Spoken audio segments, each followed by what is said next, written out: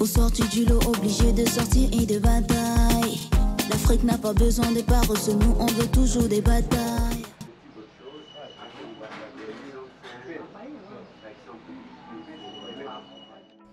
Hello, my name is Abakar Musa.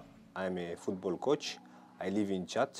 I am 26 years old. I have become disabled when I was a child.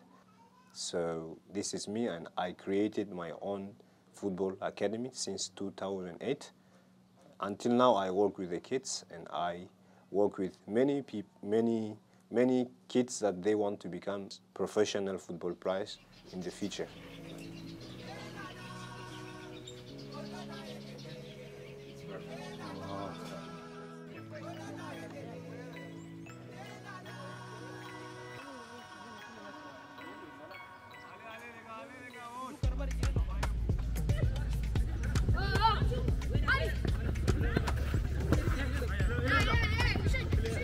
We host 50 kids from different age of group, from 6 years to 16 years old. And what pushed me to become a football coach is my dream. And I want to help the Chadian people to teach them not only football but English language also. My main goal is to teach all the Chadian kids, to teach them football and any other educational things that will help my country and will develop. And my main goal also is I want to create my own football academy, which will be great, and we will teach them in order to participate in the World Cup, African Cup of Nations, and also in the world. So it's possible for us to dream and to fulfill.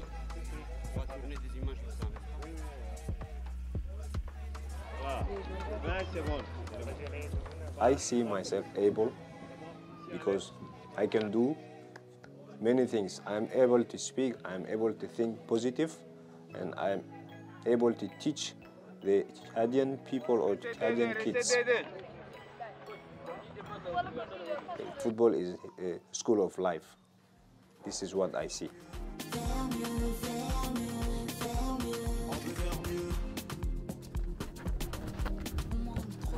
My hope in the future for my country is I want to see my country developed, not only in football, in many sectors, especially in education, because education is a weapon in the world.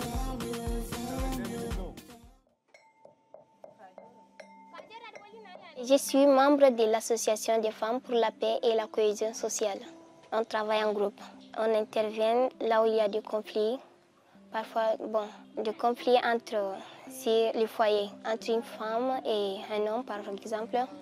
S'il y a des problèmes de foyer, nous on intervient parfois. On part, on voit la situation dans laquelle elles sont et pour quelles raisons ce conflit est arrivé et pourquoi ce conflit et comment on doit faire pour résoudre ce conflit.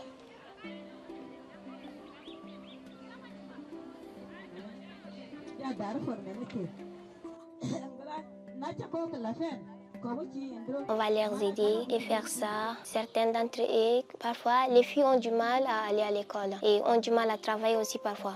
Parce qu'une fille, elle prend la responsabilité de la maison. Les ménages, les autres, tout se repose sur la fille. Donc ici, beaucoup d'entre les parents sont analphabètes. C'est ça le problème qui empêche les parents d'envoyer leurs enfants à l'école.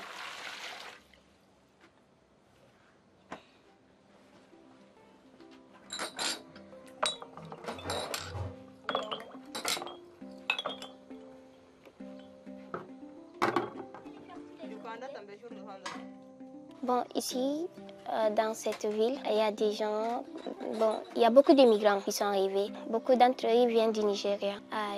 Ils ne savent pas la langue locale qu'on parle ici. Ils n'arrivent pas à s'exprimer. Et on va chercher à savoir pourquoi ils sont là, quel est leur problème, qu'est-ce qui les a poussés à quitter leur ville ou bien leur village d'origine.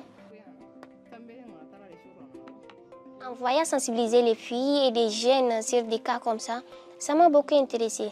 C'est ça ce qui m'a poussée à être avec eux. Donc, après avoir eu des connaissances ici, je peux aller partager aussi avec mes amis, mais là-bas dans des classes aussi. Et même dans les quartiers, pourquoi pas. Lorsqu'on s'est réunis, nous les filles, on peut aussi partager là-bas.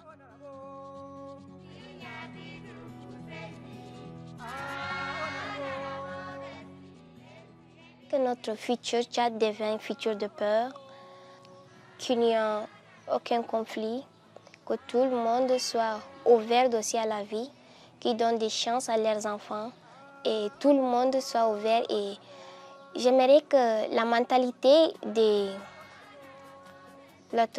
intellectuels soit la même que des analphabètes. Même l'analphabète peut avoir une mentalité comme celle de l'intellectuel et qui peut même dépasser ça aussi. Donc, j'aimerais que les futurs Tchad aient une vision claire qui peut aider la population et qui aide surtout beaucoup plus sur les filles. Parce que, voyons, beaucoup plus, c'est les filles qui sont dominées ici. Donc, on a beaucoup de rêves.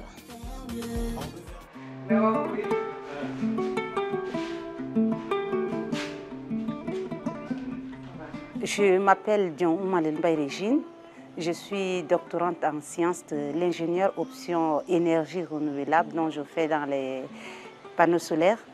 Je suis activiste féministe, je suis une entrepreneure et je suis là à Moundou en tant que présidente du conseil d'administration de l'association Ma-Vie. La Ma-Vie, je l'ai fondée en 2018.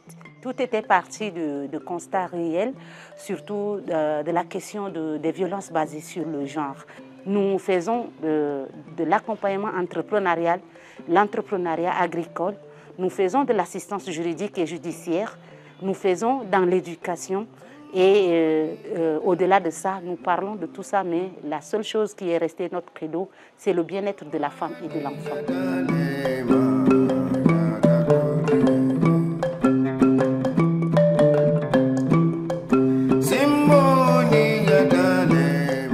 Arrivé en 2018, j'ai rencontré une dame, une petite fille qui a été donnée en mariage très vite à un homme qui était plus âgé qu'elle et que pour des petits problèmes de maison, le monsieur lui a donné des coups et la jeune fille sans défense s'est retrouvée dans son sang et du coup elle a quitté le foyer pour se retrouver à N'Djamena et elle en faisant la prostitution pour se prendre en charge.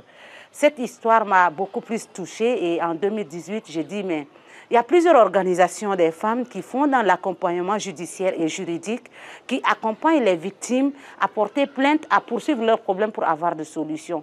Mais il faudrait avoir une organisation qui doit se lancer dans l'autonomisation de la femme, dans la prévention, afin qu'on ne puisse pas arriver à la victimisation.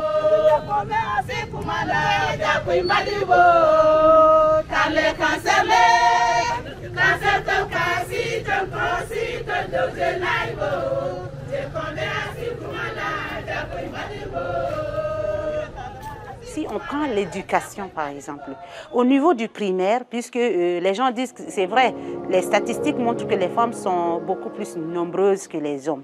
Ça fait qu'au niveau primaire, vous allez constater qu'il y a beaucoup de filles à l'école, mais de temps en temps qu'on progresse à l'école, vous allez constater que le nombre de filles diminue. Ou moi par exemple, quand je faisais la licence, dans notre classe en général, on n'était que 4 filles.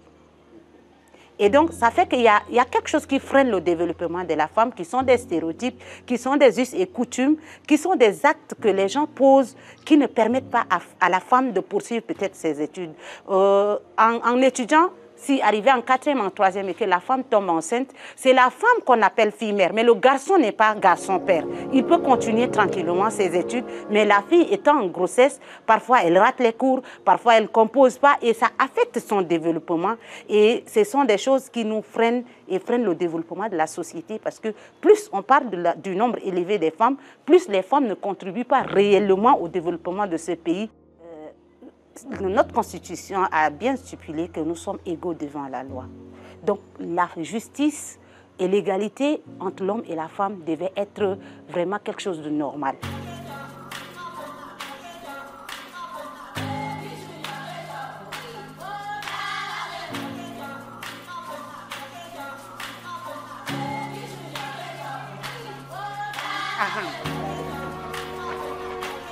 Moi, mes motivations personnelles, c'est que et les femmes et les hommes puissent s'asseoir devant une table et discuter de leur avenir, discuter du devenir de ce pays que nous avons tous chéri. Et ce qui me pousse plus, c'est que les enfants que nous avons aujourd'hui, qui sont les lance-pierres de demain, doivent recevoir une éducation égalitaire, une éducation qui permettra à ces enfants-là de continuer la lutte que nous menons.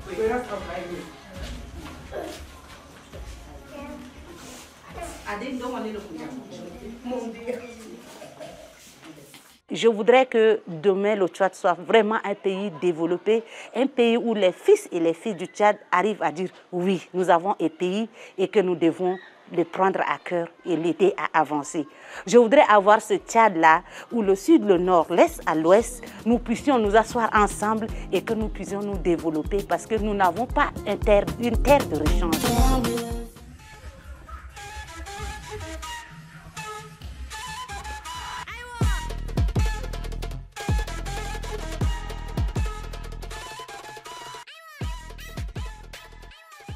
Je m'appelle Mbaye Aristide Dombal, j'ai 34 ans.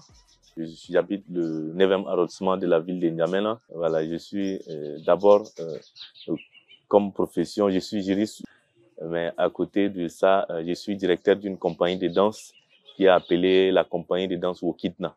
C'est une organisation culturelle qui fait dans les spectacles de danse, de musique, la sensibilisation un peu sur les mots qui minent la jeunesse.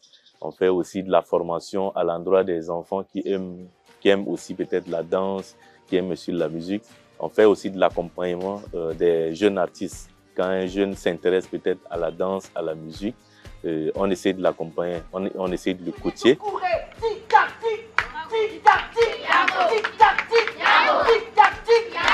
Juliette arrive là où était Cédric,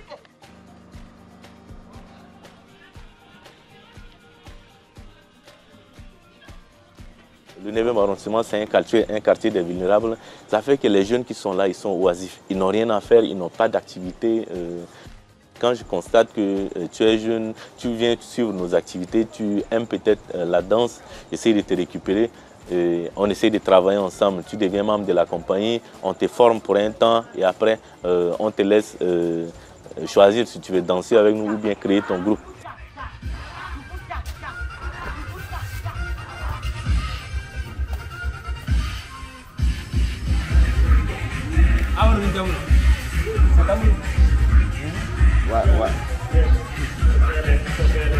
Maintenant, à travers la danse, on essaie de passer des messages plus facilement. Les messages peut-être de paix, de vivre ensemble, de cohabitation et les messages peut-être pour les sensibilisations sur les IST, certaines maladies sexuellement transmissibles qui touchent vraiment cette jeunesse. Et nous, on utilise la danse comme un moyen. Quand j'étais enfant, je suivais un peu les vidéos de Michael Jackson à la télé.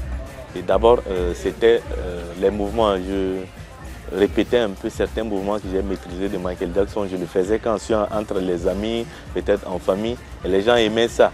Et maintenant, quand j'ai compris que les gens aimaient, après j'ai découvert que bon, pour ne pas essayer de danser seul, il faut être dans un groupe de danse. Comme ça, on a formé un premier groupe de danse en 2006. Et moi, je pense que la compagnie de danse est en train de contribuer à sa manière au développement de ce pays. Et est en train de contribuer à sa manière au bon vivre, peut-être à la cohabitation pacifique, au vivre ensemble, à la culture de la paix et même au développement durable. Donc, ce que nous faisons, ce n'est pas seulement pour notre plaisir. À côté de ça, on apporte notre pierre de contribution pour le développement de ce pays. Donc, on travaille d'abord avec la jeunesse. On travaille aux côtés des jeunes et on encourage ces jeunes-là à devenir des jeunes qui sont utiles pour leur communauté.